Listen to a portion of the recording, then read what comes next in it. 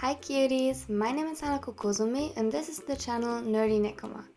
Everything here is about Haikyuu chat stories and fanfic. Thanks for joining us today. If you like this video, please consider subscribing and leaving a like.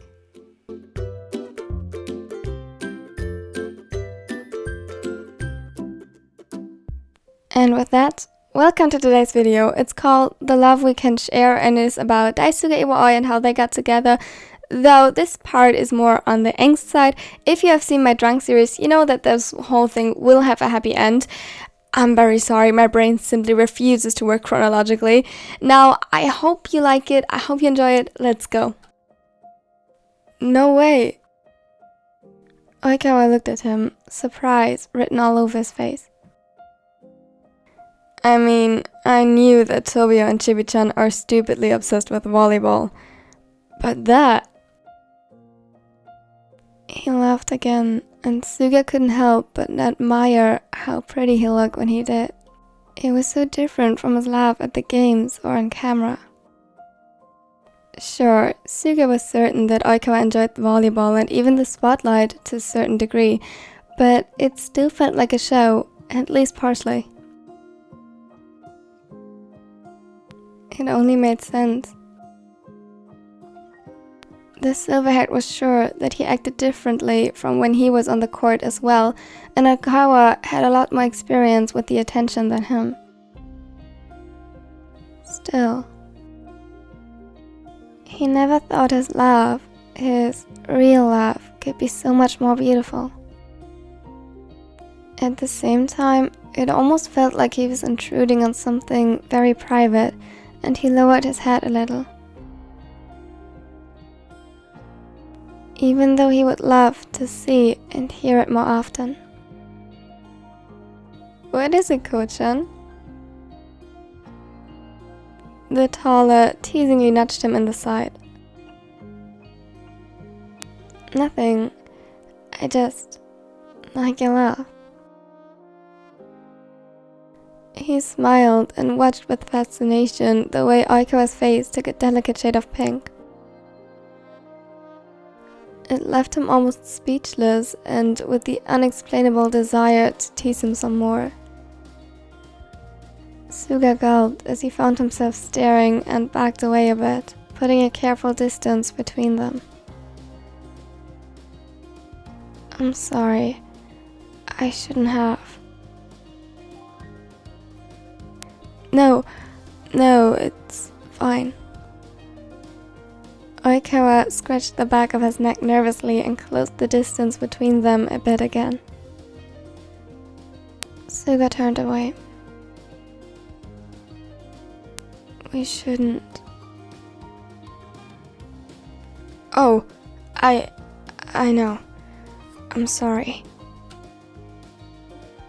The taller backed off too, and when Suga risked another glance, he saw the same emotions in his eyes. He was battling himself. What started a simple friendship soon morphed into something far more complicated that they were never allowed to pursue. The disappointment weighed heavy in Suga's chest, even though he knew he would never risk his relationship with Daichi for this. Just like Oikawa wouldn't risk his with Iwaizumi. They loved them more than anything and would never even dream about replacing them. So why couldn't they just stay friends? What was this feeling, warm and wild, blooming in their chests and spreading through their whole bodies like electricity? Why had it to be so similar to the one they called love and were only supposed to share with their respective partners? I better get going. Wouldn't want to miss the last train. Suga gave a weak smile to Oikawa, who just nodded stiffly. I'm so sorry, Suga. His eyes were glossy, and he gulped. Don't be. We didn't do anything wrong, and I'm sure we can figure this out. We can be friends. The words seemed to pinch him, and his chest tightened. Friends was better than nothing. Oikawa shook his head ever so slightly. Maybe we shouldn't. We tried for 2 weeks. Maybe we should stop lying to ourselves. His voice broke as the first tear fell. What? Toru, what are you talking about? I'm sorry, Sugawara. Stop. Stop that. Why are you calling me that? Where did I go wrong? I'm sorry for loving you. Without another glance, he left him there. What? Suga left, the pressure building up behind his eyes the whole way home. He moved as if on autopilot. It was fortunate that he had visited Oikawa and Iwaizumi so frequently recently, otherwise there was no chance he would have found his way home in this state. Not when the only things he heard were Oikawa's words playing on repeat in his mind. Not when the only things he saw were his tears and the pain in his eyes imprinted into his brain. Looks like he wouldn't need to remember the way back anymore. It doesn't matter if he did or not.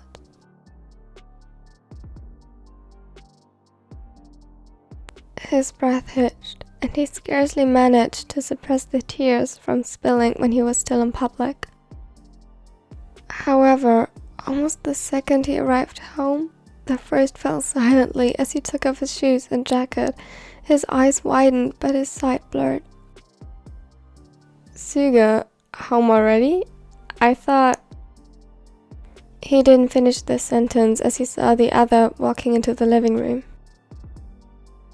The officer in training quickly put the book he was reading aside at the sight of tears falling from Suga's eyes in consistent streams and the quivering of his bottom lip.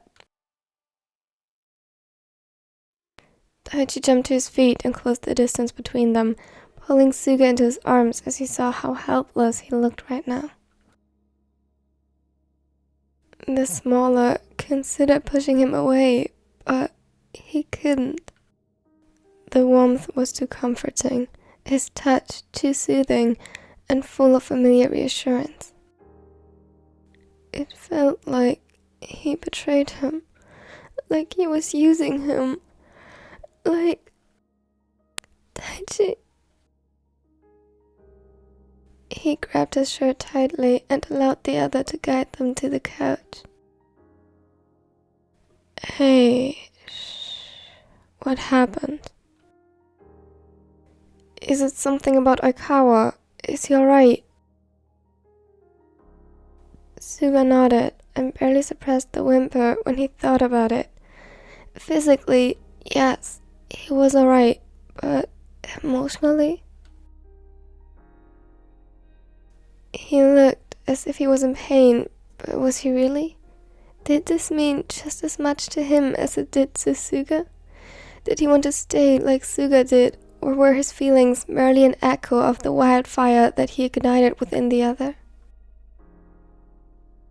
I'm sorry, Daichi. I'm really sorry. I love you. I love you, I swear. I know. Whatever it is, we can figure it out.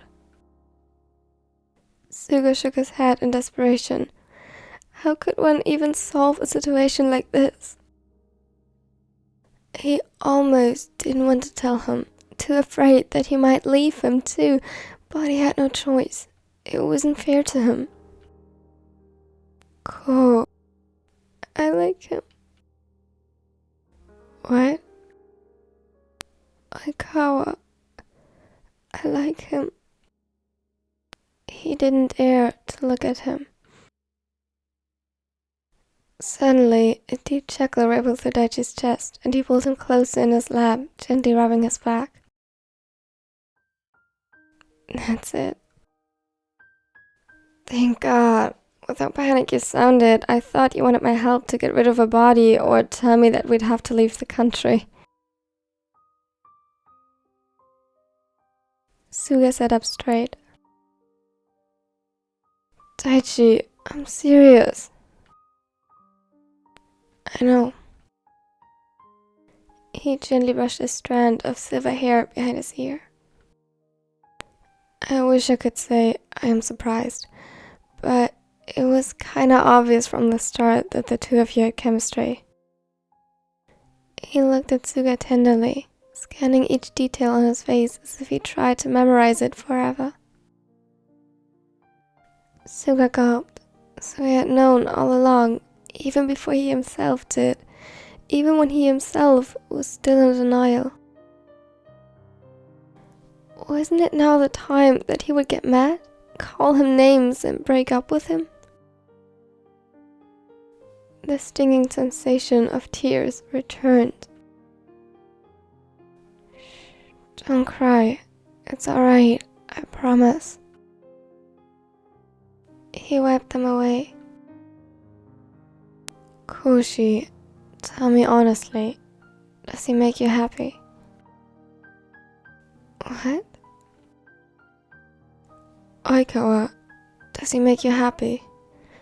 Maybe even happier than you could be with me. No! Suga, it's alright if...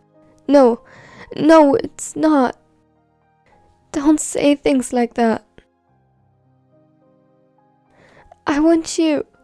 More than anything, I want you. But you want him too. It was silent. He couldn't deny it. Not when it was so obvious that he did. Please, Daichi. Please don't leave me. We never did anything. I swear, I never...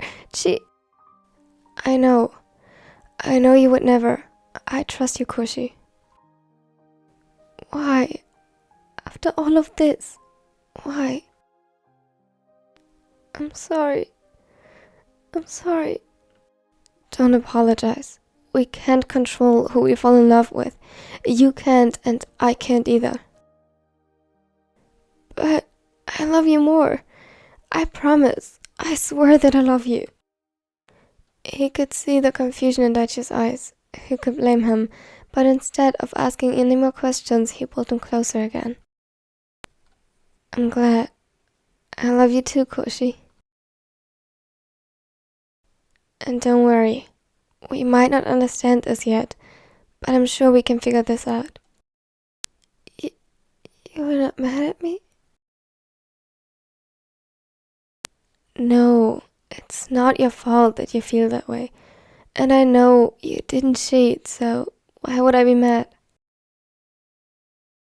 You told me, and I'm thankful that you trust me enough to do so.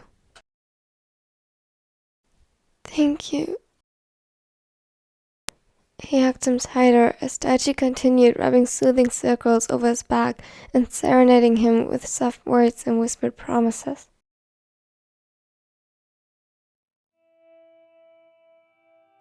Iwaizumi almost dropped his phone when Oikawa came home, shutting the front door closed with such force that the house seemed to tremble. He could already see the noise complaint coming. Hey, what is going on? What happened? You could say Iwaizumi was used to Oikawa's moods by now, and full-on expected him to start a tirade about something outrageous that happened to them while he was out with Suga. What to him were just little things could be very important to Oikawa, and he was always willing to listen and calm the setter if necessary.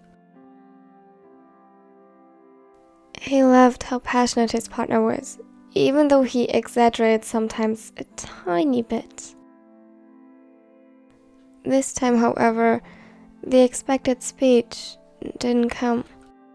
Instead, Oikawa walked straight past him so that Iwa only caught a glimpse of the tears glistening in his eyes.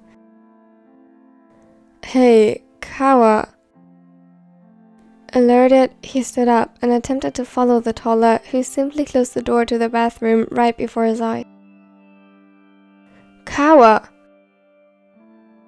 What happened?" The worry was running wild within him as Oikawa kept silent. "Are you hurt? Injured? Anything? Do you need help?" A broken sniffle, then finally an answer. "No." Iwaizumi sighed in relief. A huge weight seemed to have been lifted from his chest. "Then what happened? Did you and Suga get into a fight?" The silence returned, and even though Oikawa seemed to be physically fine, it made Iwa's heart clench. He hoped that they didn't. Oikawa always seemed so happy with Suga. One could tell without a doubt how much he valued their friendship. "Toru. Go away." His heart sank deeper, but he stepped away from the door. It was rare, but sometimes Oikawa just needed space to sort things out for himself before talking to someone instead of cuddling first. "Okay. I'll be in the living room. You can go to the bedroom. I promise I'll leave you alone. It's perhaps a little bit more comfortable than the bathroom tiles." The other side of the door remained silent. With a sigh, the soon-to-be trainer turned around. "Please tell me when you are ready to talk."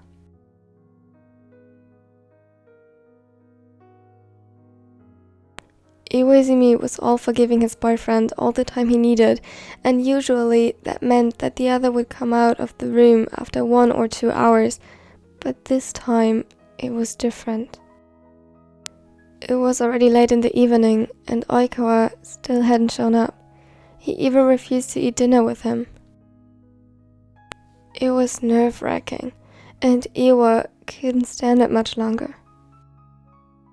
After 5 more minutes of nervously chewing on the collar of his shirt and his gaze shifting to the closed bedroom door over and over again, he jumped into action. "Oikawa?" He knocked on the door for 2 minutes before he ignored his promise and marched right in.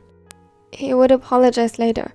He would leave again if he really wanted him to, but first he needed to make sure his boyfriend was alright. He was prepared to see him, huddled up in a blanket cocoon as he did on bad days, but the room was empty, the bed untouched. "Toru!" The panic seeped into his voice as he frantically searched the house, storming to the bathroom next. Relief and worry flooded his body in equal amounts as he saw him sitting on the floor next to the shower, eyes red and puffy and head resting on his knees. "Toru, please tell me what happened.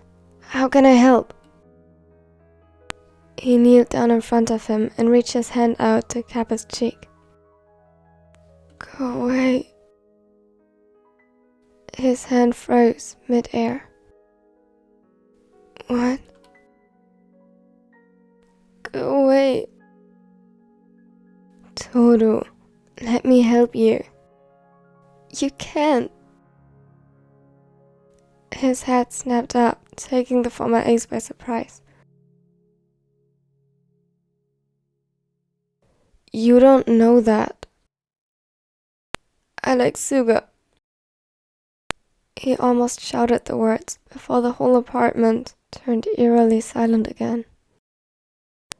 Oikawa gulped. "I'm sorry." Iwaizumi nodded, slowly backing away. "No."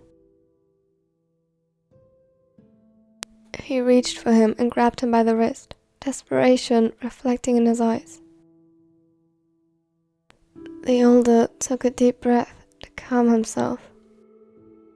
What does that mean? I don't know. Do you want to be...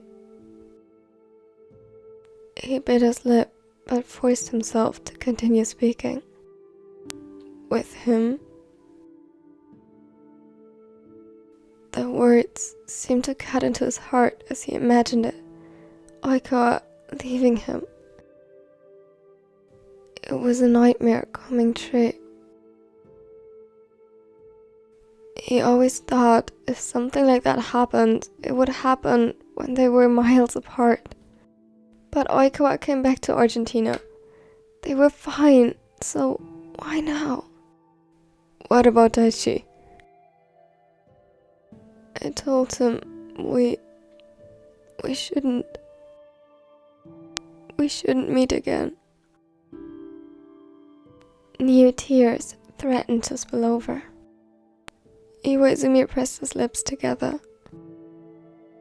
After a second of hesitation, he leaned forward and pulled the setter into his arms. I love you, Iwa. I would never... I know. I want to be with you. I know. Oikawa's quiet sobs echoed through the room. I just wished you wouldn't feel that way. If I could be enough. The taller tensed. You are enough. I don't know why I fell in love with him. I didn't do it on purpose. But you do love him. No, Hey, it's okay. It's okay. We'll figure this out. I promise.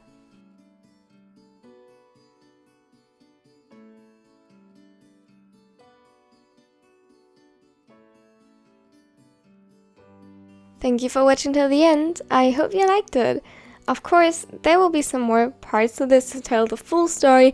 I sadly don't know when yet, but at some point they will be there. Yay!